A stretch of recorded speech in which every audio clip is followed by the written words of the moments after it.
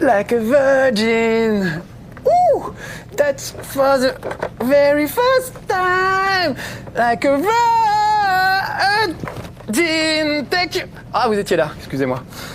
Moi, Madonna, sa période que je préfère, c'est la période années 80. D'ailleurs, c'est la seule période qu'on aurait connue d'elle si les petits gars de Vigilant n'avaient pas fait des pieds et des mains pour la libérer.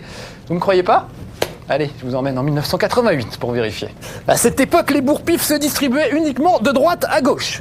Ah, et pendant que j'y suis, je vous emmènerai aussi voir d'autres gros bras adeptes de la mandale à haute dose et du déplacement horizontal. C'est parti pour Renegade, Vigilant et Street of Rage 2. Papa don't preach, c'est Papa don't...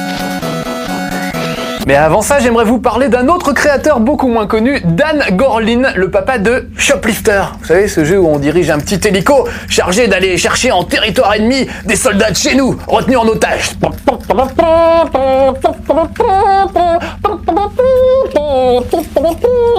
Un scénario qui rappelle d'ailleurs l'actualité de l'époque. Souvenez-vous, 1980, la crise des otages en Iran, ça se passe à Téhéran. L'ambassade américaine est prise d'assaut par de vilains révolutionnaires islamistes qui capturent tout le personnel de l'ambassade et les détiennent comme otages. Et ça dure des mois, cette situation. Alors, le gouvernement américain décide d'envoyer l'armée avec des hélicoptères, avec un plan audacieux qui consiste à venir au-dessus de l'ambassade pour récupérer les otages. On sent bien que c'est foireux comme plan, déjà ça marche pas. Hop,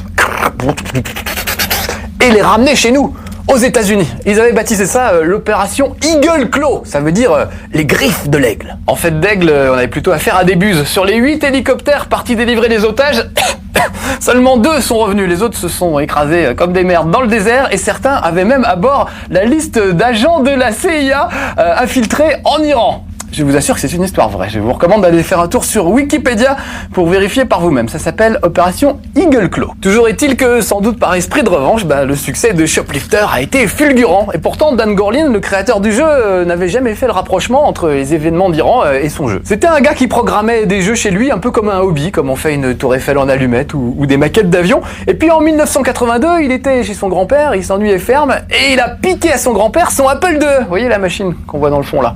Et là, comme il était fan d'hélicoptère, il s'est mis à programmer un petit jeu avec un petit hélicoptère, Shoplifter. Il a ensuite ajouté 2-3 trucs sur lesquels tirer avec son petit hélico, et puis il y a un pote qui est passé chez lui qui lui a dit tiens, tu devrais rajouter des petits bonhommes à sauver comme dans Defender. C'est ce qu'il a fait, et voilà, un grand classique était né.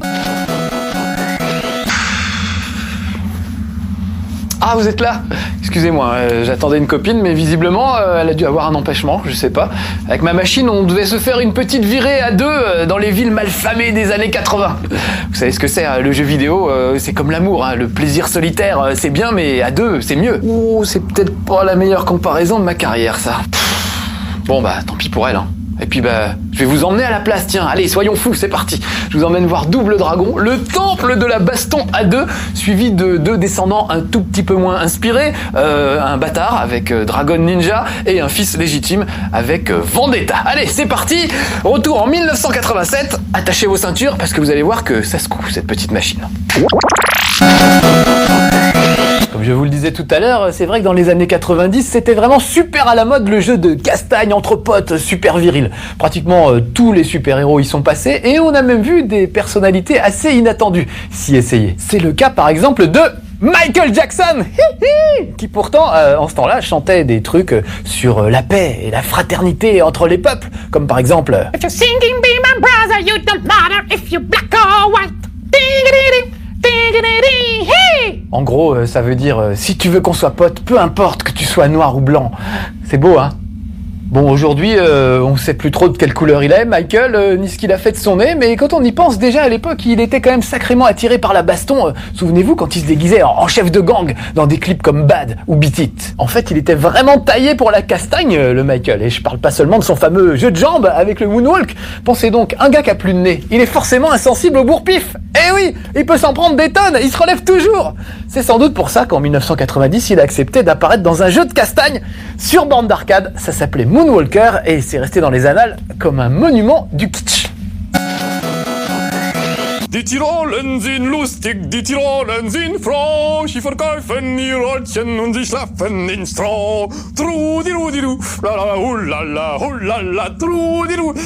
Non, c'est vrai, je trouve vraiment que les Lemmings ont des têtes d'Allemands à la fête de la bière, avec, vous savez, ils mettent des perruques vertes ridicules dans ce genre-là. Et puis en plus, les Lemmings sont tout aussi disciplinés que des Allemands. Donc finalement, les Lemmings, ils sont peut-être ni norvégiens ni portugais, mais bel et bien allemands.